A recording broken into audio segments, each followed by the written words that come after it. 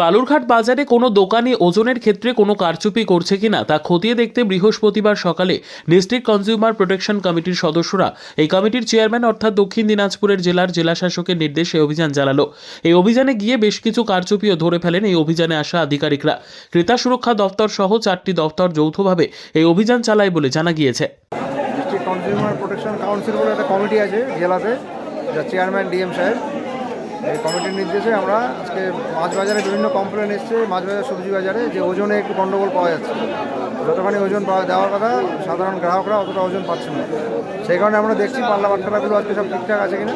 কিছু ক্ষেত্রে ঠিক পাওয়া গেছে, সবই গণ্ডগোল নয় সেরকম নয়, কিন্তু বেশ কিছু ওজনে গণ্ডগোল পাওয়া গেছে যেগুলো বাটখারা, সেগুলো আমরা বাজেয়াপ্ত করছি এবং উপযুক্ত ফাইন দিয়ে তারা সেই বাটখারাগুলো সঠিকভাবে রিনিউয়াল করে আবার আমাদের কাছ থেকে নিয়ে যাবেন দপ্তর থেকে। আজকে 4টে দপ্তর সাথে আছে, আমরা আছি ক্রেতা সুরক্ষা দপ্তর, legal metrology, food safety inspector আছেন সিএমওইচ অফিস থেকে, আর ডিবি এনফোর্সমেন্ট থেকে পুলিশের তরফ থেকে ওনারা আছেন। আমি মনোজিৎ কুমার রাহা, ডেপুটি অ্যাসিস্ট্যান্ট ডিরেক্টর ক্রেতা সুরক্ষা দপ্তর। ব্যুরো রিপোর্ট, উত্তর বাংলা সংবাদ।